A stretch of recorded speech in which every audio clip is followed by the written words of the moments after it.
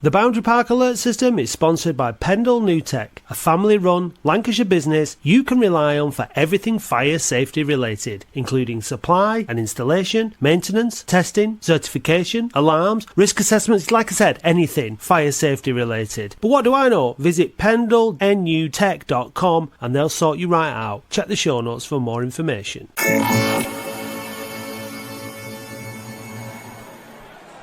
This is a test of the Boundary Park Alert System.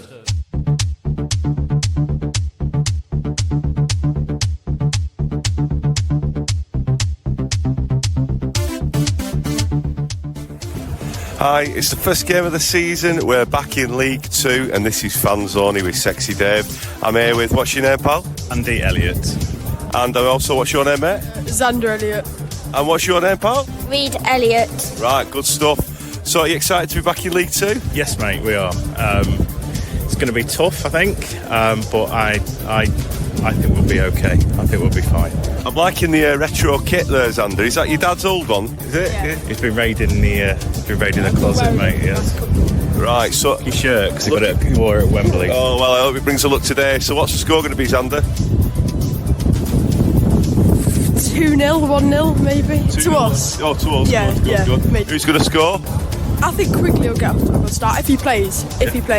And Harrod maybe. Okay, and what about you, Reed? I think it's going to be 2-1 Oldham. Who's going to score, do you think, mate? I think both of them will be from Kitchen. Kitchen? He's at York now, mate. Don't worry, he's at York now, mate. What about Fondop? Do you think he'll get a couple? I think he may get one. Oh, don't worry, it's all good. But thanks for joining us, lads. Thank you. Cheers. Bye-bye. I'm just here with a rapscallion with lovely turkey teeth. His name is Daniel Fairbrother. How are you doing, Danny? Hey, mate, you all right? Yeah. What score's it going to be today, mate? 2-0 Latics. Who's going to score? Stevens and got to be the Fondop on it, yeah. So are you excited about the season now in the League 2? You're glad to be out of the National League? Yeah, we had a few good games in the National League, a few good days out, but we're too big for it, so better being here, innit? A lot better being here. Yeah. Okay, so in terms of the signings, who are you most excited about? Stevens, I think. Yeah. Or that guy from Gateshead. Hannon, is it? Hannon, yeah. Yeah, so... Where do you think we'll finish this season? I was saying top 10. I think top 6. Go on, fuck it. Top 6. Brilliant. Thanks, mate. Cheers. See, what's your name? Jordan Clark. You're on the world famous Boundary Park Alert System Fanzines with Sexy Dave now. Right, League 2, you happy? Yeah, buzzing. Yeah. What's the score going to be today? 2-1. Oldham. Very, very confident. Like, if I come up with people last year, like, oh, National League, we're going to get... Yeah. Confident. Where do you think we'll finish this season? 12th. 12th? Yeah. Okay. And who's, out of all the signings, who's you most excited about to see today? Buds. Yeah? Why? Just looks a bit of class, doesn't he? Getting about in the middle. He's good on the ball, so yeah. And quickly, coming this week, are you excited about that one? So won it with that one, I think. Got no goals last season, so hopefully he can get a couple of goals for us. And That trick today, then. yeah, That'd be a good start, wouldn't I'd take it. Yeah, definitely take it. Yeah. Cheers, mate. Thanks very much. Nice one. Hello and welcome to the Boundary Park Alert System with me, Matt Dean. Dave was obviously at Boundary Park then, you could tell by the wind. It was a very, very, very windy day wherever he was stood. And none of the Fanzines guests got anything right, did they? They all went for a win. Maybe it could have been a win, but it wasn't. Latics drew 1-1 in their first home game of the season back in League 2 against Colchester United. The goal scorer was Josh Hawkes. Not any of them got that as the scorer either. But it was a decent game of football, I thought, altogether. But here to discuss it, that and other things, I'm joined as always from his ever-improving London studio, Andy Halliwell. How are you, mate? Yeah, I'm all right, mate. Hopefully my sound is improving each week. Yeah, it sounds good. Yeah. Like you said, and you've had a few pints just to take the edge off your voice, haven't you? Well, we're recording late on Sunday, aren't we? Which is not Yeah. normal. So, yeah, I'm afraid I've had a barbecue and a few beers in the 27-degree southern heat. Oh, beautiful, beautiful. Yeah, look, I was watching the Charity Shield earlier on, and it looked nice down there. It looked very hot in London. Delighted to say Liverpool lost, and because Palace won, and it meant something to the Palace fans, it seemed, and the players. So it's run of the mill really for Liverpool winning stuff, but not for Palace. So that was nice. Just a quick one, Andy. Are you enjoying the cricket season? I've loved it, actually. It's been an amazing test Right, series. that'll do. That's perfect. That's cricket covered. Right now, let's move on to the fan guest who's been waiting very patiently in the back room there, in the green room, so to speak. So, Andy, do you think with a fan guest, please? Fan debutante. Can you tell us your first game, fan debutante? I actually can, and it was many moons ago, back in 1984 against Wolverhampton Wanderers. My late grandpa, took me to the game, and I sat in the. I sat in the cherry end. That's when you used to be able to sit right next to the barriers at the front, or should I say the fencing, and really got enthralled with Oldham from there on. I think we won 3-2 that day, which was a great day. Is that there's a game from the early 80s which is has made some footage against Wolves, and someone scored a hat-trick in that game. Is that the same game or not? Maybe not. All I can remember is we won 3-2, and I think it was either midweek or the following week went to Notts County or Blackburn and drew, and then the following week my grandpa took me again and we won again 3-2. But that time I was 6 years of age. So I just can remember it was Wolverhampton Wanderers because my uncle is my grandpa's son is a massive Wolves fan from Royton. So that's why it sticks in memory, Andy, to be honest. Well, there we go. Who was your first favourite player then from that era? Well, again, it's got to be Andy Ritchie, even though he didn't join the club for a couple of years later. I can remember Stitch scoring several goals and being the highlight of my younger years, shall we say. We've retired the third question, and I have replaced it with one this week without forgetting. What is your favourite away game? You know what? I'd love to say that I went to the likes of Fulham, Everton. I can remember Everton 1-0 about 15, 13 years ago when we scored in the FA Cup. I've got to say, probably Forest. 17 years ago, that, isn't it? Is it? Is that that long? To make you older, yeah. I wanted you to bring that question back, actually, that you've retired. Because everyone's going to answer Wembley, quite rightly now. Favourite Latics-related memory is now going to be Wembley, I think. Well, there's that, but I'm the young lad who ran on the pitch when Neil Redfern scored against Sheff Wednesday in a silly outfit and kept up with Neil Redfern from the penalty box all the way to the halfway line before I brutally got pushed out of the way by an adult. So I've seen it on Twitter and I've seen it on other social media sites. Does anyone know who this young lad is in this silly outfit? And it was me. That's a good memory. That's a good memory. Yeah, to be fair, were you wearing some sort of like pink adorned shell suit?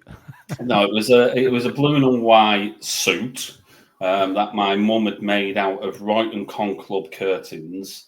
I actually went to Wembley in 1990, but for some reason wore it a couple of years later. So and my sisters redid the outfit for my 30th birthday 16 years ago. So, but yeah, it always comes up on the Oldham website and so on and so forth. And like I said, I've seen it on Twitter. I'll have to keep an eye out for that now. Actually, now that you said it, go back and have a look. We'll try and find it and put it on socials after this episode goes out. And then the final question is: tell us a little known fact about yourself. I've sponsored Oldham on many occasions. I stopped during let's say prior to the Salford relegation stage, and I've restarted sponsoring Oldham because of what the wonders that the Rothwell families are doing, and we're back where we should be. So I'm going to say that's my fact that I've sponsored Oldham for many, many years. Sponsored them as a company sponsor or an individual sponsor? As a company, but mainly match day sponsor, sponsorship. I'm not going to say I'm as good as Wayne Williams at AC Tyres, a good friend of mine.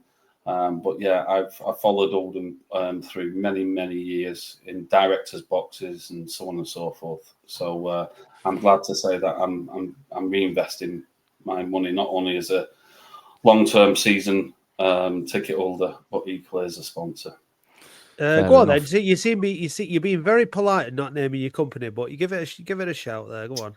It's previous companies, Matt, if I'm going to be honest, that I've either owned or been part of. The last sponsorship I did was Ebbsfleet as matchday sponsor, and I will be sponsoring matchday sponsor again a couple of times this season. Do you have any senior director stories from over the years that you might have? I can recall one in particular when we was meant to be the Shed Evans issue. I was in the director's box on the aftermath of the press release. Me and Neil Joy, who was obviously the CEO at that stage, Neil politely said, "Don't be saying anything to the press on entry or exit." But a well-known person who I won't name, who wears a red fleece, was in my ear for the majority of that pre-match game. That's probably as best as I can go, Matt, if I'm going to be honest. I imagine it was enough to put you off your food.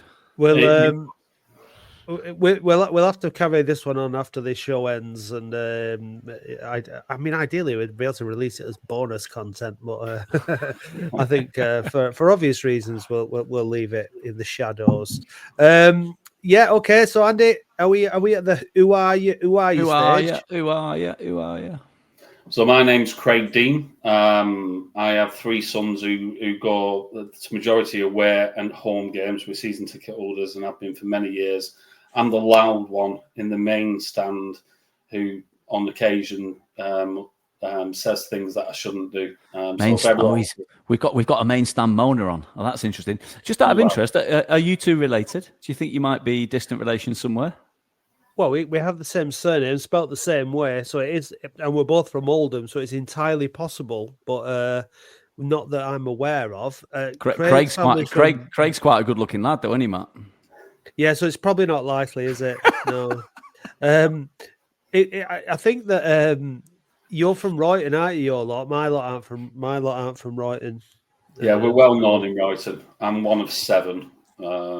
And I just want to put out there that it's my dad's 70th birthday today. So happy birthday to the biggest man I know, Mick Dean. Oh, happy birthday, Mr. Dean. Excellent. Good stuff. Right. So welcome to the podcast, Craig, for the first time. You're very welcome. Andy, it's not your first time. You weren't at Boundary Park yesterday, were you, mate? Obviously not, no. Well, you might, with it being our first game back in League Two, you might have made the trek up just for the occasion. I've got my 5 season tickets. I will venture up for a handful of games this season, but that wasn't one I've chosen. So no, I did listen to the whole commentary whilst bowling 20 overs in the nets to my eldest son. All right, okay, that's good stuff. Like I said, we've no more cricket actually. Craig, you were at Boundary Park. I was. What was your assessment of the big return to the Football League at Boundary Park yesterday? You know what? I'm proud to be an Oldham fan, and I trust in Mickey Mellon. There's 2 spoilers for me yesterday. One was the referee's performance. I thought it was extremely poor, and I can say that without getting fined like Mickey Mellon would do. He just stopped the game every 2 minutes, and we've got to understand it's a contact sport. But the second issue that I had, which I'll go into detail in a second, Matt, on, was our forward lineup.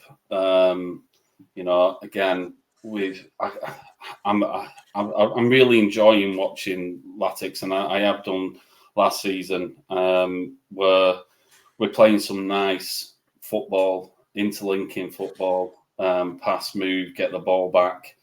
But I think it's just that last kind of third where we're just lacking a little bit. and I've got to put the elephant in the room.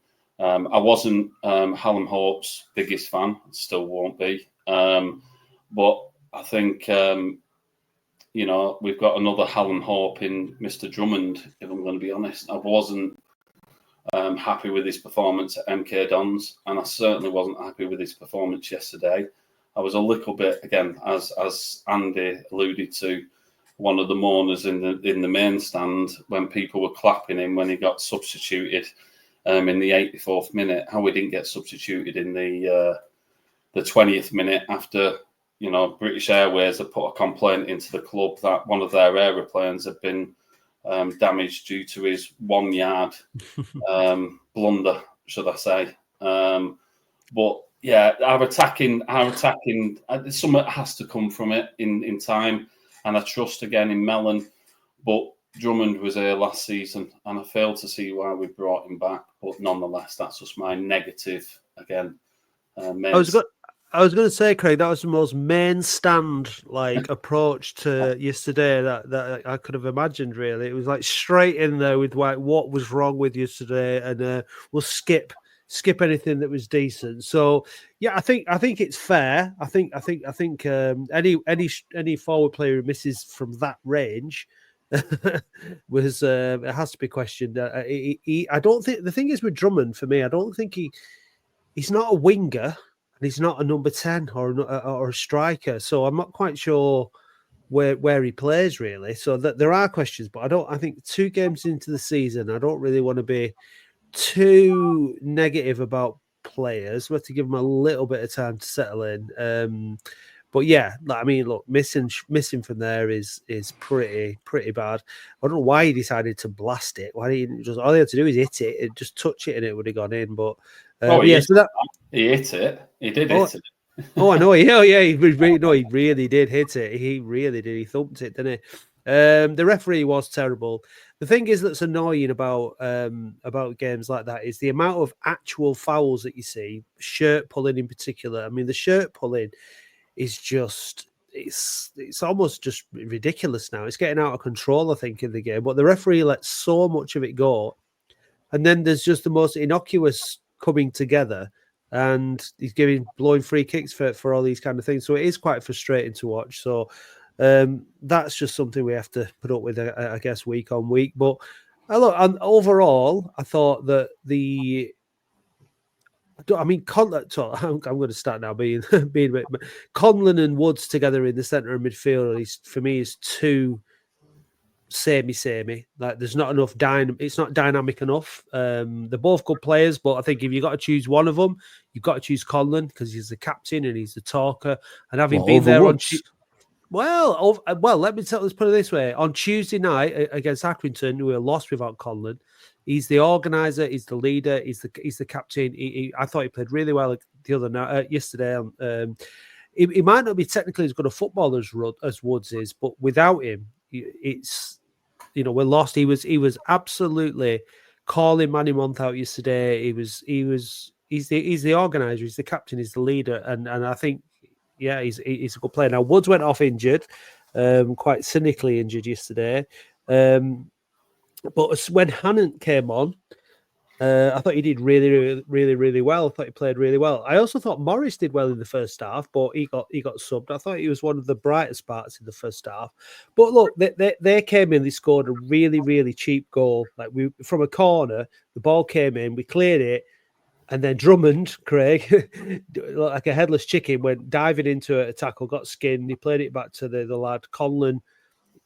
Couldn't make the tackle. Ball came in, but all our defenders were in the box because it was a corner and no one was paying attention. Probably should have been Regan Ogle's man at the back post. Simple header. So it was a soft goal to give away. I thought they reacted well. I thought Colchester were a decent side. They had a threat on the break. I thought they defended pretty well throughout the game. So I think overall, probably a fair point. It was a fair result. I think Colchester earned the point. We had chances, though. We had really good chances that we didn't take. So, I think on a negative, and the negative is where we've got to improve. I was absolutely made up the way that Oldham played yesterday. It was good. That first goal, the goal that they scored was identical to the goal on Tuesday, if I'm going to be honest. So lessons learned, question mark. But the way that we passed the ball about, and listen, we should have come away with 3 points yesterday, and I think that's the frustrating thing. But take the positive out of the day. And, apart from the first, I'm going to say 10 minutes from Colchester and little parts within the game, we were the better team. Bye. Can we? We're 20 minutes into this podcast, and it lasts an hour, and I don't want to miss out on getting stuck into some meaty content, right? We are short of a goal scorer. We need a goal scorer. We haven't got anybody in this team that's a reliable goal scorer. I'll tell you what's quite interesting is we had it was a chap we had on as fan guest last season, Manton Howard, who tweeted something in the week. Yeah, he tweeted something in the week about there were only 2 players in the whole of the Football League, the 3 divisions of the Football League last season, that actually scored 20 or more goals in a season. I've looked it up. One is Michael Cheek, who came from the National League the year before. He scored 25 goals for Bromley last season in a team that didn't even make the playoffs. And Charlie Kelman got 21 at Leyton Orient, who got into the playoffs. Not a single other player scored 20 goals in the whole of the Football League. That's quite interesting. I didn't know that. And the reason I mention it is that Mickey Mellon quotes it, almost the exact same quote, as if somebody had read Manton Howard's tweet on the internet and then fed it back to Mickey to read out. But it's an interesting start because, as you know, Matt, I was a little bit disappointed with the signing of Joe Quigley in the week. We need a goal scorer, and so we signed a centre forward that scored 0 goals. And I didn't see that as particularly a good idea.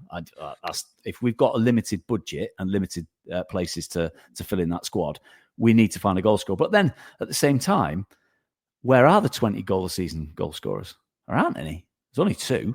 And unless you want to sign Malcolm Cheek, which I don't particularly, Charlie Kelman's out of our budget. Actually, there's nobody around.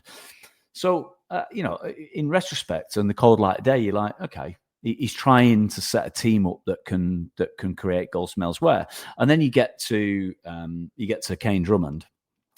Kane Drummond has showed on enough occasions now that he's not particularly sharp finisher.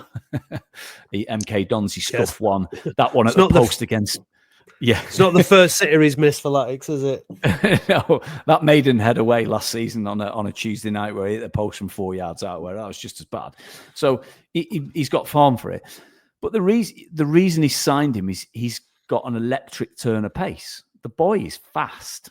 And so he's seen one attribute and thought, if we can mould him and get him to improve elsewhere, then he's got something. And then Quigley is the same, isn't he? He signed a 6'4" centre forward who's quite robust and can hold the ball up. Won't score any, but he might bring other people into play. I guess what I'm trying to debate is, have we got to be patient with Mickey? He's trying to put pieces together that might gel as a team and come good over the course of time. I think that we have to be patient. I think the main thing is that I learned from last season is I didn't learn this from last season, but a season is over a season. It's not won or lost at any particular one point in the season, and you need your full squad. Mickey Mellon chopped and changed his squad a bit last season, in order to adapt and whatnot. I think we did. I think with the way that we play with Mickey Mellon, we needed another big guy up front. Fondop, I don't think you're ever going to see Drummond and Waters up front, for example. He should have brought Drummond off earlier. He brought Harrott on, who had a good shot and did a bit more. But yeah, I think part this early, certainly the first 10, 15 games, I think he's going to be experimenting with players, playing them in different positions. I think that's an interesting point that you made, Andy, about the 20-goal striker thing. I mean, maybe it's because players are scoring from other parts of the pitch. there's and that we desperately need that at Latics. We need the likes of Hannon and Stevens and Hawks and all these other players to start, and other midfielders, Conlon and Woods, whoever it is, start chipping in with goals. We need to start scoring from more corners with set pieces and all that kind of stuff. So we didn't score enough goals last season for all over the park. But I think having Fondop or Quigley up front is okay, but we do need a poacher that's going to work off them, don't we, Craig? Do you think we can fire up the table with the strike force that we've got, or is there still a bit of business needs to be done? Well, let's reflect on yesterday, and again, overall, a very good performance. I believe we had 20 attacks on goal yesterday. The issue that I've got with, fair enough, great, 20 shots yesterday at goal, but 7 being on target, that's screaming out something's not right. And there were a few, and again, we've already gone over the Drummonds, damaging the plane above. But what we need is somebody, that is a goal anger, so to speak, and can place it back in the back of the net. But again, going off on a little bit of a tangent, I can't remember how many times that we can say in Oldham games at home that we've actually had 20 attacks on goal. So we've got to take that as a positive, right? Yeah, definitely. Yeah. But to answer your question, Matt, correctly, is yes, we need a goal scorer. And again, I'm not going to go off on old kind of comments about Norwood and such. He knew where goal was. But I just don't feel we've got that person. If you look like Andy just said there, you've got Fondop, who's a target man, and he'd like to say where he knows where goal is, and if he does, he's scored many goals over the seasons. But we just need that one person who can just run through. Well, Fondup's only season of note was last season. He scored 20 goals in all competitions, including cups and the playoffs, which is a good return. And so he quite rightly earned his contract. I'm not sure 2 years is a good decision, in my opinion. I'm not sure 2 years with Joe Quigley is a good decision either. But we'll come back to that another day, I'm sure. But I guess when you put into context Mike Fondup's 20 goals, like no one's scoring 20 goals. So actually, that's quite a good return. So he deserved a contract and he deserves a go. I just don't think we've got anybody clinical enough. What did Mickey Mellon have to say? I think that I'm just on that. I think we keep forgetting about Joe Garner. I think Joe Garner can score goals. However, he's injured again. Innit? You know what I mean? Like he knows where the goal is. He's a quality player. I think if his job is to just be in the box, pick up knockdowns, and get him in, he'll score goals. He will.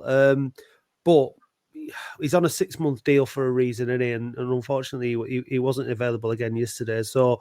We've seen Billy Waters again. He's not consistent enough in front of goal, is he? He's not composed enough in front of goal. It's all about composure, isn't it? Finishing. James Norwood, not to bang on about it, like I say, Craig, but watch the Charity Shield today at Wembley.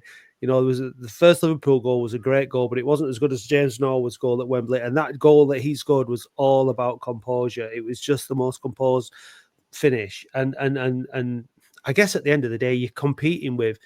Just think of the money that's being offered to players now that are composed in front of goal. That these strikers, that League 2, League 1, Championship, Premier League, you know what I mean. So it's really hard to bring in that kind of quality.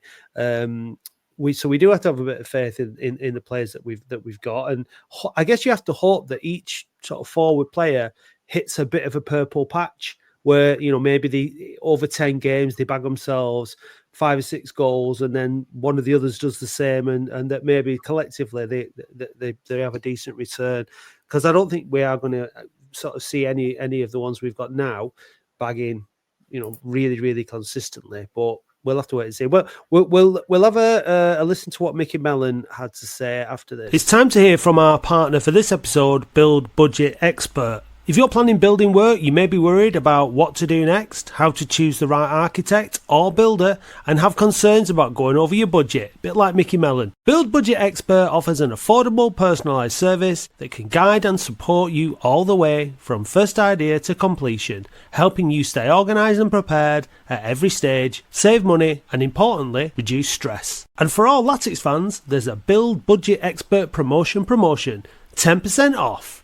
Just email hello@buildbudgetexpert.com and quote, "We're on our way, we're on our way." That's buildbudgetexpert.com. We're the fire experts, fire safety experts at Pendle New Tech. We train fire marshals, fire safety marshals at Pendle New Tech. Pendle New Tech have fire experts across the UK covering all your local and national needs. With over 100 years experience in the fire safety industry, you know that you can trust Pendle New Tech. Right, enough of that now.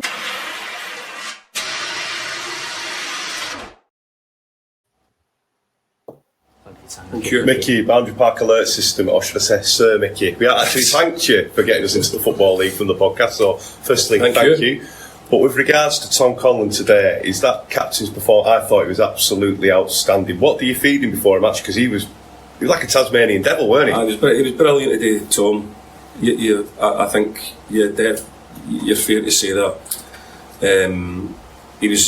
It wasn't just with the ball, it was without the ball. And then he's also a good leader. He drives the people around him and he keeps the standards high. Yeah.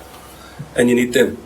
And we know the value of them. We've got quite a few of them now. We've got quite a few guys that aren't going to accept that the guys running about them ain't going to fight to try and be successful. So he's certainly one of them. But he was fantastic today. And the defence, Monthé, Ogle, Donovan and Robson. How's that? That must be so exciting for you. It must be so secure because they're all outstanding today, weren't they? It is, yeah. And we want to be able to flick from back fours to back fives. I want to try and do that this season. I want to try and get two up front like we're doing today, and sometimes an extra midfield player, whatever. We want to be able to be flexible in what we do. And when you think to the players that are there, Leak, and you think, I think we've got 7 that are out. We have some good players, and we will be able to be flexible. It's just I want to keep the numbers a wee bit higher and Sauce a wee bit less busy. But the players that played today were top notch. I was pleased with them. And Joe Quigley's work rate as well was outstanding. He liked to let the Colchester defenders he was there, wasn't he? He liked to, physical, work really hard, and he really put in a shift. And you've alluded to about what the people of Oldham want. Yeah. You see a player putting his heart and soul into the game. You can't fault it, can you? It's just the goal that he needed, really. But he did really well. I think so. And I think I said on Tuesday night I want to be able to see what players do on the tin and what you get from Joe Quigley every week is he work his socks off every single week. You'll never ever really be able to question his work rate. He will do that all the time, and for a manager to kind of know that he's going to get that, and his teammates will be pleased with that as well, is good signs. So yeah, he was put in a really good performance today. And finally, we played MK Dons. They were fancy for promotion. We were more than equal to them. Colchester were fancy for promotion. We should have beat them today. Are Oldham fancy for promotion with performances like that? We need to score goals. We need to put the chances away. If you're going to be successful, you're going to have to win games of football and put your chances away. If we can do that, then why not? But we've got to keep our feet in the ground and understand that we're getting a lot of it right, but we need to seal the deal. We need to get to score the goals. But we believe that we can be a match for anybody, especially here. But we've got good players, and I could just do with not losing any more of them. But we'll keep going. Thank you, Mickey. Thank you, guys. Dave Bradley there being a bit, positive and upbeat, wasn't he? Almost giddy with excitement there, unlike him. I thought Mickey was pretty much on the money there in terms of the assessment of the game. Certainly, Quigley, I noticed, was right until the end of the game, tracking back really working really hard, and he expects that from his players, doesn't he? And I think that's the basics. I think, if you do that, defenders will make mistakes. You'll get your rewards here and there. What did you make of it, Craig? I think Conlon had a great game yesterday. I think he should have used his again. There you go again. Main stand mourners. He should have used his previous experience in winding up their number 4 Perry. Early on, I could see that he was a little bit of a handful, but equally a little bit erratic in his nature. So I think Conlon should have wound him up a little bit more. I actually said to a good friend of mine who sits with me in the main stand, he's going to get sent off shortly. But again, that's something that I'm saying about Conlon that is a little bit harsh. But he had a really good game. He put his heart and soul into it. Mellon talked about, again, Dave said to him about the solid, defence, and I've got to agree with Dave. It was a solid defensive performance. Apart from when we weren't solid at the back and we conceded a pretty sloppy goal. That was again exactly a mirror image of the midweek fixture. Can I just add there? So I've got a small. I'm an absolute massive Regan Ogle fan. Love Regan Ogle. Love the way he puts himself about and gets stuck in. I think it's that Australian. Being a cricket fan, Matt, right? I see him as more Aussie rules than cricket, to be honest. Yeah, but I do like the way the Australians compete, even if I don't like the way they play cricket sometimes. But anyway, they compete. I like the attitude that he's got, and I'm a big fan, and I want him to be. I really want Regan Ogle to be a massive success this season. But I've got one eye on whether he's actually Football League good enough, and I'm being hypercritical here. But I remember that Leyton Orient game in the FA Cup. It was his fault. They missed a penalty in that game, if you recall. It was his fault, that penalty. It was one of the goals was his fault as well. I think he was sleeping for at least 2 of Accrington's goals on that far post on the right flank in the week. And again, yesterday, that goal came from his side. So I want it's him more to a be question. It's more a question of concentration and focus than ability, though, isn't it? Really? I think so. I think that's probably fair. But as he steps up a league, bearing in mind 2 seasons ago that boy was playing National League North at Scunthorpe, so he's gone up 2 divisions in 2 seasons. I really want him to be a success, and I'd be very patient, giving him a lot of time to adjust. But I think he has been a bit suspect a couple of times. He was great at MK Dons, don't get me wrong. There was nothing wrong with that defensive performance. Couldn't pick any issue out there. But I think that there are 1 or 2 that are stepping up that need time to adjust. And that might take a bit of time with some of them. It's disappointing though, and it's disappointing when it's from a set piece because, getting outdone by some good play and open play, maybe you're a bit caught out because of a player further up the pitch let you down or whatever. But a set piece like that, everyone's in position. Everybody, should know where their man is. You can't, because otherwise, Craig, we win that game 1-0, don't we? If that doesn't go in, I think we nick a goal and that's it. Once they get the early goal, I mean, it's the worst thing that can possibly happen to you, isn't it? At home. Teams like that, they come a long way. Everyone's happy with a point away from home. They score early and just kind of got to defend, haven't they, and hold on then. So I think if they don't get that early one, we win the game 1-0. Well, again, if you looked at it, they didn't really attack that much. They played some nice football, if I'm going to be honest. But I think Andy's right in Ogle, but I do rate him. And I watched him for the last 15 minutes and he was really, struggling at some stage, and even at the whistle, he was at halfway line on his knees. He gives his heart and soul. I think, like you both said, we've got to have time to adjust. We've got to have time to bond as a team, because again, there's a lot of new names in that team. We're going off on a tangent. I'm really impressed with Robson. Yeah, I was waiting to say that because he played really well, didn't he? For a debut, it was very good. Yeah, and equally similar to one of the people that Dave interviewed prior to the game. I thought, Hannah we've got to be careful here with names, haven't we? We've got Hannah, Harler, and so on and so forth. But Hannah, he came on and he impressed me. The way he had composure on the ball, time on the ball, and passed it about. Well, it is a question because I didn't see it. I just listened to the commentary. I mean, it sounded from the commentary like first 20 minutes we were a bit all over the show, and after that we were pretty much in control of most of the game from that point onwards. When Hannon came on for Woods in 4 sub, did he drive forward with the ball? Did he do what Yoga Nathan was doing or not? Did he run at players with the ball at his feet? So I'm shaking my head. So I'm going to put that to Matt.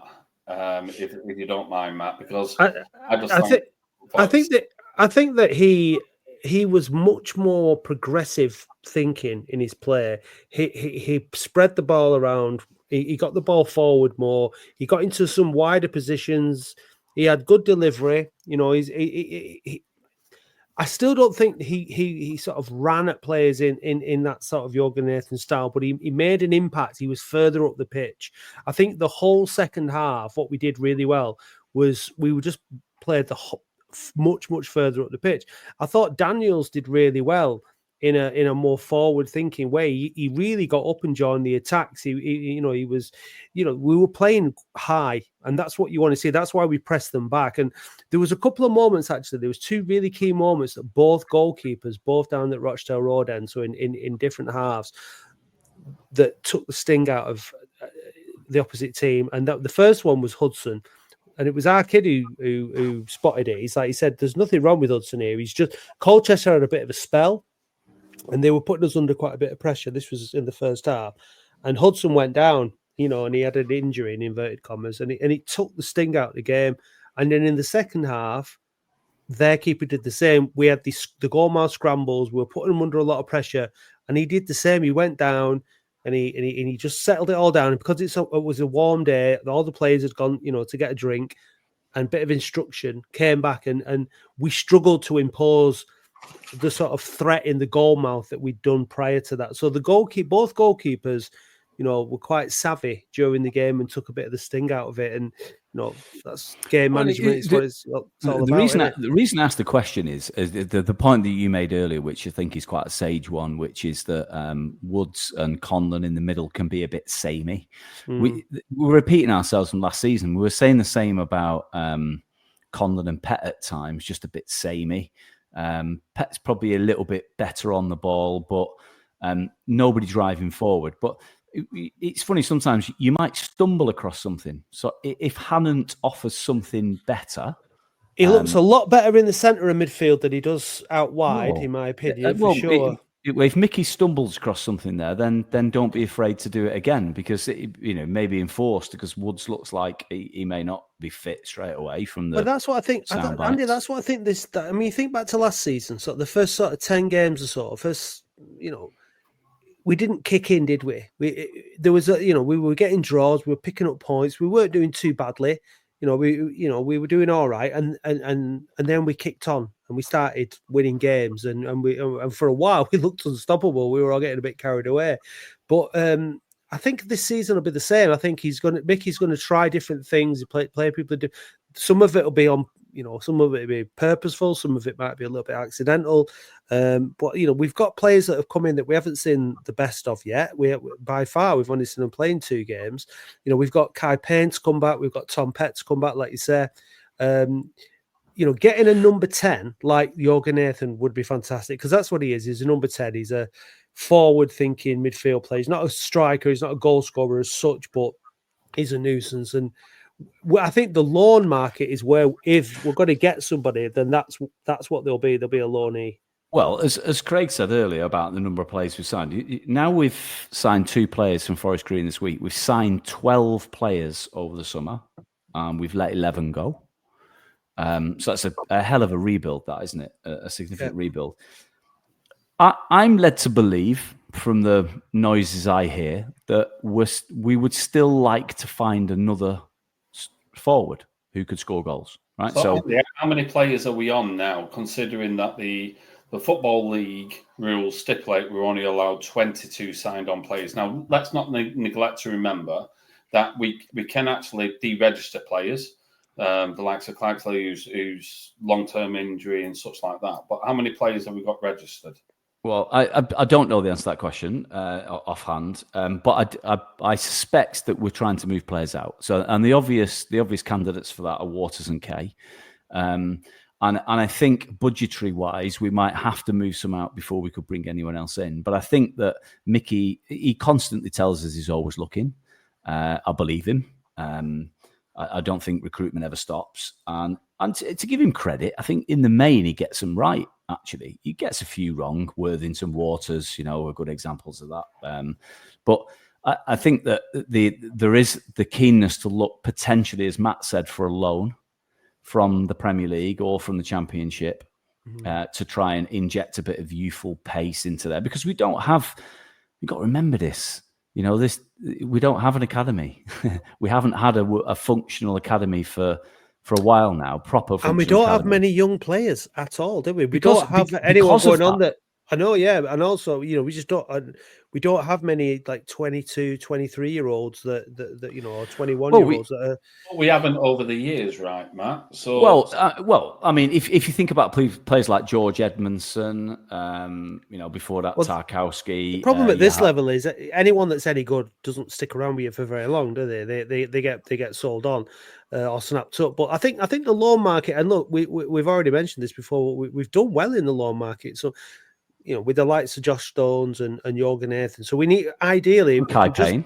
And Kai Payne. And if we can just grab another one of that kind of caliber player, then I think that could make the world a difference. Can we talk about injuries for a minute, just for a brief minute? So we've got, bearing in mind, we've played 2 league games. We've got 1, 2, 3, 4, 5, 6. We've got 7 players injured. Does Woods include in that, Andy? Yeah. So we've got Pet, Garner, Payne, Caprice, Charsley, Stevens, Woods are all injured at the minute. 7 players. Now, there's a bit of a raging debate on social media around training and what we put the players through. Mickey's responded to that preemptively, I think, by saying that these are all contact injuries. They're not muscle injuries. They're not. They're not done from training; they're done from contact sport, and that happens, and that's just unlucky. And he was saying in the official interview, we're losing 1 a game. But then there's an argument about, are the contact injuries as a result of possibly overwork prior to that? Would they not get injured with contact if they hadn't been over? I don't know the answer to that question, but Andy, I think it's an interesting debate to watch. It is, and I'll tell you what. As I was chatting with Darren Royal the other day at the club, and he introduced me to Hodgie, the sports conditioning guy. And I met him at Dagenham last season. Nice bloke. Yeah, he was, and Darren said you should get this guy on your podcast, and he said, yeah. Okay, so we'll get him on the podcast. Let's ask him some questions about that, because it'd be a nice little insight into that kind of stuff. And I always think it's interesting because we know who we've got injured, we know our injury situation, but we don't know how Grimsby are getting on with theirs and Swindon are getting on with it. You know what I mean? Like, I'm sure it's common in a contact game like football at this competitive level. Before I hung up my boots, Andy, for the last time of playing, like I was in my mid-30s, and I'd gone back to it, not played for a while, and I forgot how many knocks and bangs, and you do get kicked around the place when you play football, and obviously you've got to do your trade. So it does add up, and some of it is inevitable. So.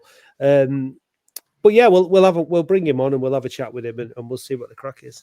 But you've said it, Matt, and so's Andy, right? So, Andy's just talked about youth and equally, bringing in. I think we've got to go down the loan route now.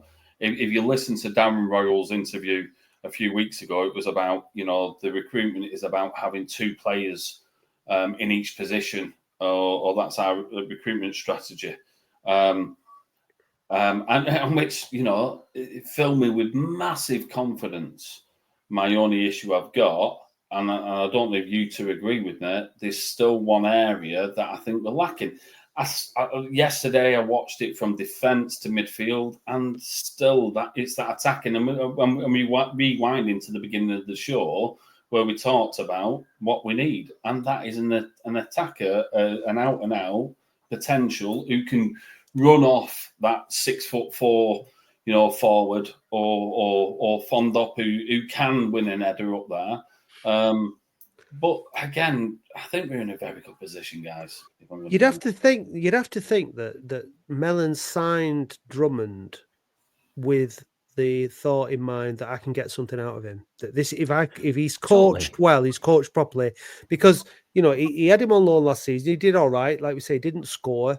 Did he do all right last year? And I am not Drummond's biggest fan. Well, first of all, he didn't play up front, did he? Last year when he came in, he played more like as a down the side. And he did okay. I remember. I can't remember what game it was. He played at wing. He played at wing back, and he did pretty well defensively. Did a lot of work. I thought he tried hard enough yesterday. Well, he tried. But so did Hallam Hope. And sorry, and again, I'm going back to the main stand. And this is what I was saying yesterday.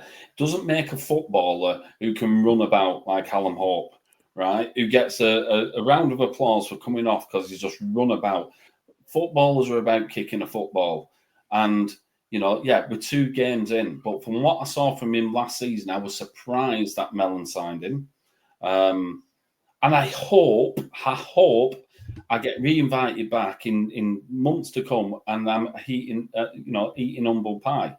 But from what I'm seeing from him, and I hope he's listening, I'm trying to give him a kick up the arse and show us what you can do.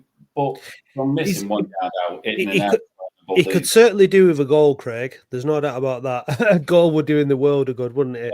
I think the thing is as well to remember is we're in League Two, and which is still the lowest rung of professional football in England. You know what I mean? When we spent all those years in League One, we were dreading going down to League Two because you'd watch the highlights of League Two and you'd be looking at it and going, Jesus, that's dire, isn't it? So that's where we are. And Wrexham, I'm delighted to say, got beat at Southampton yesterday. But they threw money at it in a way that we can't do. Stockport did. It's not normal what those clubs have done, and we're upgrading every time, and then it's going to take a bit of time. Not every player that we bring in is going to be an upgrade. Drummond is not an upgrade on James Norwood. No one's saying he is, but that's just the way it goes. So this season, I think we'll be absolutely fine by the performances that we've put in so far. And if we can keep it tight and not concede many goals, hopefully we won't need to score that many goals. And as fans, we want to see players scoring lots of goals, and we want to be up off out of our seats cheering. But if we can win games by the odd goal and pick up points that way sufficiently to move us up the table, that will do equally at the end of the day. It's about the results in it, and it's about not conceding so that we don't have to score too many. Loads and loads of positives. Massive positives, from yesterday, and equally MK Dons. So let's set the positives. Well, speaking of scores, sometimes high scores, sometimes low scores. Craig, I know you've been absolutely dying, I think you got in touch, didn't you, about can I come on the pod at some point, lads? Presumably because you really just wanted to test yourself on Latics Mind, yeah? So it's very rarely that I call bullshit, Matt, but that's bullshit. Well, listen, 1984, you remember your first game? I can't remember. I can remember that, but I can't remember anything else. You've been to lots and lots of games. You've had football explained to you by senior directors, so you should be absolutely brilliant at this. Right, what we're going to do, I'm going to hit the music now. It's going to start off with our endorsement from OASF. Then it's going to go straight into the Latics Mind theme. Then it's all yours, Andy. Latics Mind is sponsored by Oldham Athletic Supporters Foundation, investing in the fans, the club and the community.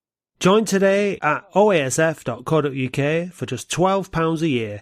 OASF, because we're stronger together.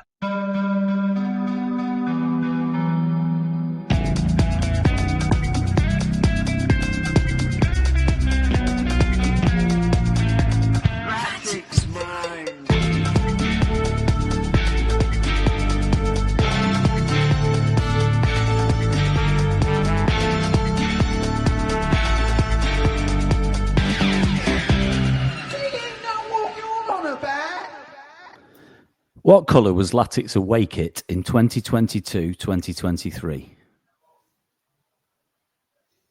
Tangerine. It was navy and green. Who did Andy Ritchie score his last goal against in his first spell as a player? Pass. How many teams did Latics fail to beat home or away in 1990-1991? 3.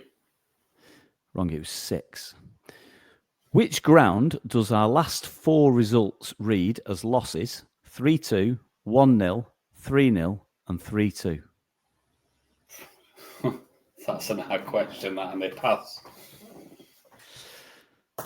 At which team did Latics beat 2-1, 3-1, 4-0, 4-1, 2-0 and 4-2 in 7 consecutive visits to Boundary Park between 1987 and 1992?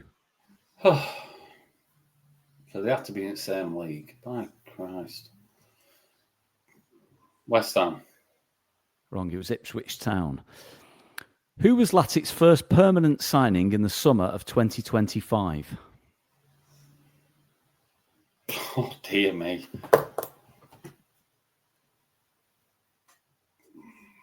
Woods. It was Tom Pett. Who did Latics sign on loan from Sheffield United during the 2022-2023 season? Oh, I can see his face in front of me. Pass. It was City. Oh, pass. Which midfielder did Latics sign on loan from Cheltenham Town in the same season, 2022-2023? Pass. Where did Kurt Willoughby spend time on loan during the 2020... I've started, so I'll finish. Where did Kurt Willoughby spend time on loan during the 2023-2024 season? See, I don't know if he's come from Chester or he's gone to Chester. Chester. Wrong. It was Ayr United in Scotland. There you go. So, yeah.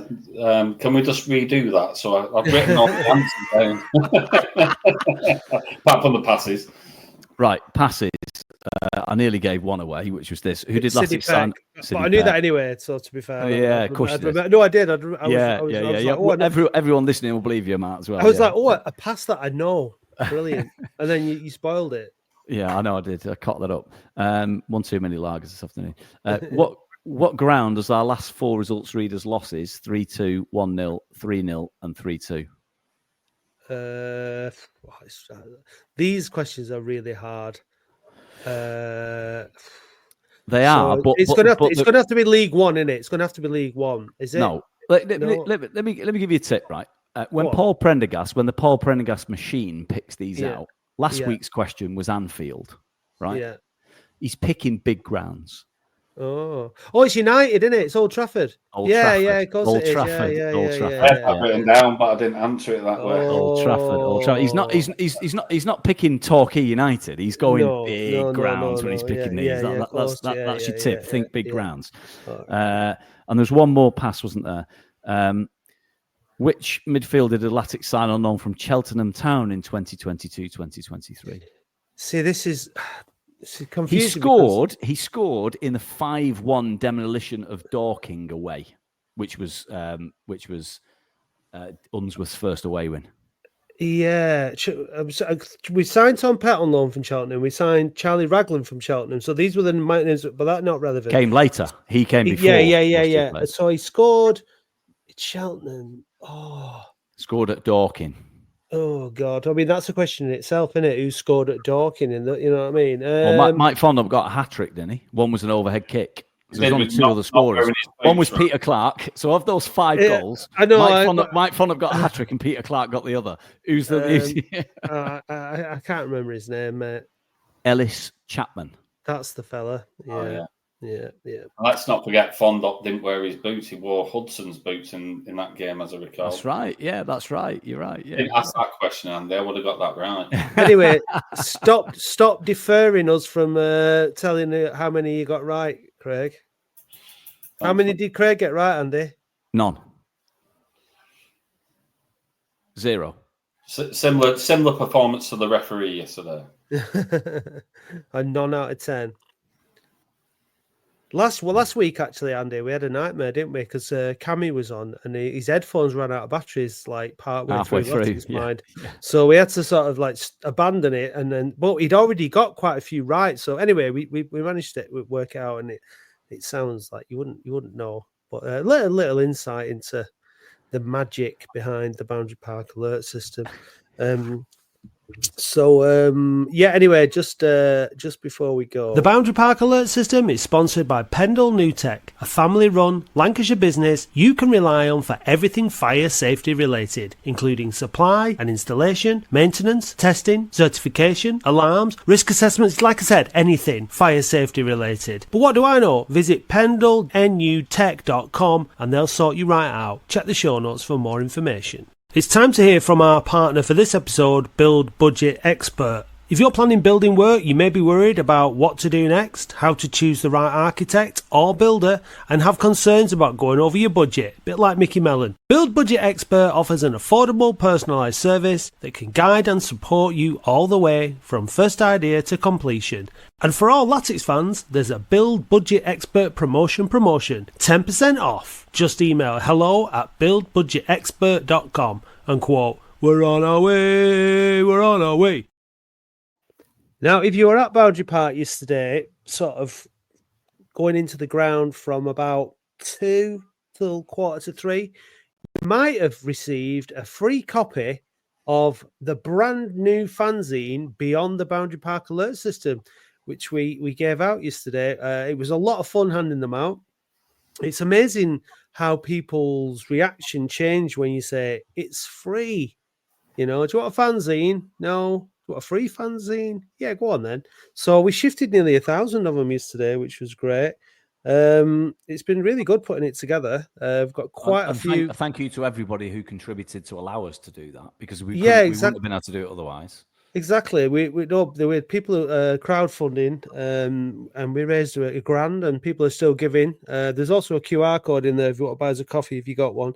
But yeah, it was really nice. I enjoyed it. My favourite. I turn into a bit of a market trader when I've got something to give away like that. I was like, would you like a free fanzine? It's free, but it's not shit. That was I thought that was a good closer. I seemed to hand a few out. It was good fun. I enjoyed it. And Pete Mason from Beyond the Boundary, the original Beyond the Boundary, who you'll have heard saying Beyond the Boundary, Latics fanzine, 60p. Was actually out handing them out again yesterday. So there were some really, really nice responses, especially from sort of like, some of the older people who remember Beyond the Boundary and fanzines being handed out in the past. And I really enjoyed it. So we gave most of them away yesterday, but we are putting some on our website. We are oldham.co.uk/shop. There'll be a few on there sometime this week. So if you do live abroad or another part of the country, you'll be able to buy one online and we'll ship it to you. I'm not giving them away online. And then, there's postage. It's an effort. I have to put them in the post box and write names and envelopes and all that kind of stuff. So there will be some available online to buy. I know, obviously, any money that comes in will help with future print costs and stuff like that. So I'd just like to thank publicly all the people who contributed to the content for the podcast, for the fanzine, and also, obviously, like you said, anyone who's helped to fund us giving them away. So fanzines are back at Latics, which is nice. Craig, thanks for coming on, mate. It's much appreciated. I'm going to go and do some ancestry, now and see if we're actually related or not. Yeah, could be cousins. Yeah, we could be distant cousins. Yeah. What did you get? What was my nickname was Deanie. Did you get called anything like Dino, Deanie, or anything like that? Called a lot worse. All my work colleagues call me Dino. Dino. Called Dino, yeah. So it was Deanie. Yeah, it was Deanie at school. Yeah. So there we go. Something we got in common there, Craig. That's nice. Andy. My nickname weren't Deanie. Did you have a nickname? I mean, I've had a few over the years. The worst one I had was I was called Onion for a while. Why? Because Because when I play football, I went very red, and someone said, "You've got a face like a red onion." And Oh, well, that's going to stick on you, and I'm telling you that now. It wasn't the smell from playing football, Andy. That's all I'll say. Well, Andy, some people will say that you know your onions when it comes to latics, and others won't. So it just depends who you ask. If you ask the senior director, Halliwell, things might be different. But listen, Craig, we need to get your Barry Owen stories. Senior director stories another day. But right, the podcast is over. Thanks very much. We are no midweek games. We'll be back on not this week. Saturday. We've got Swindon Town at home next week. That should be a good one. I'm not here for the next 2 weeks. I'm on holiday, so you got Dave substituting in for me off the bench. Sorry about that, listeners, but if you want to skip the next 2 episodes, Andy or Onion will be back for the which game we'll be back. We've got Swindon and then Fleetwood, I believe, is the next 2 games, isn't it? Yeah, it's the one after that I'm back for. Yeah, I'm not sure what game that is, but yeah. Listen, Craig, thanks very much for joining us, mate. No, much appreciated. Enjoyed it. Thanks, guys, for having me. You keep that Mainstand morning going in every aspect of your life. I certainly will do. Brilliant. Right, cheers, Onion. Thanks, man. Cheers, Dean. We'll see you all on Thursday for the phone-in. Cheers. Hey Dave, did you know that listeners can now buy us a coffee or any other kind of hot beverage? Well, what's your favourite hot beverage, Dave? A macchiato. And how do you like your macchiato? Black with lots of milk. Oh. No cream? No. Well, if you want to buy Dave a macchiato, then go to buymeacoffee.com/We Are Oldham. I'll just have a Nescafe. Oh. Thank you, listeners.